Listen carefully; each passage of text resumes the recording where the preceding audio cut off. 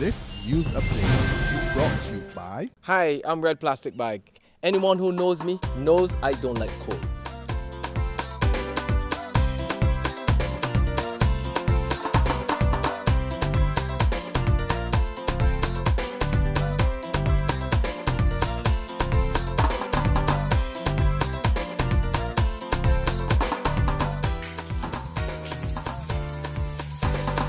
Sunshine reigns in my country. I love it. Get your sun power. This is the 6 p.m. Barbados Today update for Thursday, June 5th, 2014. I'm Dawn Paris. Good evening. Officials of the International Monetary Fund are on the island meeting with leading economic players, but economist Sir Frank Alleyne says the country should not make too much of the talks. In fact, he suggests Barbados would do well to stay out of the hands of the IMF despite its economic troubles. Sir Frank maintains the island is well placed to address its own problems. Nobody in Barbados voted for the IMF. The only people in Barbados who can institute changes is the government. But remember, where the IMF will come in is if you fail to manage, because they are the last resort who you go to get interim support. And my preference is it's better to manage your own house than you be managed by somebody who will set conditionalities. So I think that everyone in Barbados should do whatever is necessary to keep this country from going into the hands of the IMF. There's concern that the government is borrowing too much money from the National Insurance Scheme. According to Social Security Minister Dr. Esther Byer Suckoo, government borrowing has amounted to half of the scheme's funds for investment. She made the disclosure as she addressed an NIS forum on investment strategies last night.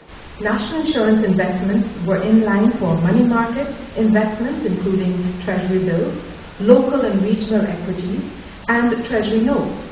They were under for real estate and international equities. The portion held in Government of Barbados debentures is 43.8%, according to our last actuarial review, in excess of the 25% target. The funds being used for major capital, hotel refurbishment, and social infrastructure projects. All of these are important considerations for any investment unit. International Business Minister Donville Inniss tells his regional counterparts it's time to relax intra-regional trade barriers. Addressing officials at a two-day symposium on regional market intelligence and export strategy today, Inniss lamented that regulations imposed by individual CARIFORUM member states are crippling much-needed economic benefits, and he's recommending that measures be put in place to achieve the region's export potential. I am deeply concerned that we are still paying too much lip service to intra-regional trade issues and are still too focused on our narrow, selfish space, resulting in the placement of barriers to trade within the CARIFORUM region. A quick glance at the costs and difficulties in traveling within this region, whether by air or sea, or moving goods within the region by air or sea, the conduct of some of our customs and health officials, the abrupt imposition of increased rates of duties, and the hostility to our neighbors' goods and services do not help us build a strong regional space to coexist in harmonious trade arrangements. A Jamaican woman will have to pay $100,000 or she'll spend 2 years behind bars after pleading guilty to 4 drug offenses. 23-year-old Tishana Harris, who arrived in Barbados yesterday, was handed over to police after customs officials found 9 taped packages of cannabis concealed in a false compartment of her suitcase.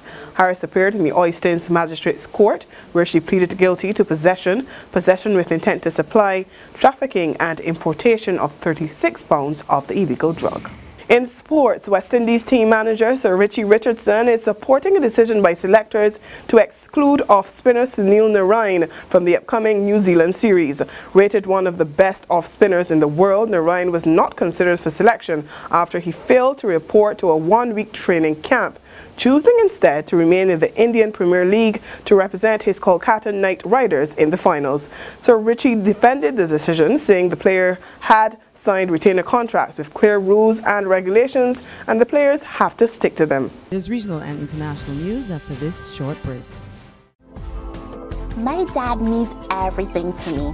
He's my friend, he's my pillar, he's my role model, he's always there. I'm celebrating my dad this Father's Day with Barbados today. So can you? Write a letter telling us why your dad is #1 to love at Barbados today.bb and get a chance to win a Samsung Tablet 3. Enter now, the deadline closes on June 12. We continue with regional news. It's 8 days before general elections in Antigua and Barbuda, and a new poll is predicting victory for the opposition Antigua and Barbuda Labour Party. The Barbados-based Caribbean Development Research Services, CADRIS, says the ALP is gaining ground in several constituencies it performed poorly in the 2009 elections. The pollsters say these individual swings demonstrate that voters are moving away from the ruling United Progressive Party, a trend that could mean the opposition is unlikely to lose the seats that it currently holds. We move further afield to Canada now, where the city of Moncton remains on lockdown for a second straight day as police continue the hunt for a gunman who killed 3 of their colleagues yesterday. Another 2 officers are nursing gunshot wounds. Police say the suspect, 24-year-old Justin Bork, was spotted multiple times this morning, but he's yet to be captured. Schools in the town are closed, transportation has ground to a halt, and the public has been urged to remain indoors until Bork is apprehended. That's where we end the 6 p.m. update today. Join us at 7 in the morning. That's tomorrow morning. Until then, log on to www.barbadostoday.bb, subscribe to our e-paper, and like us on Facebook to get more news and sports. I'm Dawn Paris. This news update is brought to you by... Hi, I'm Red Plastic Bag. Anyone who knows me knows I don't like cold.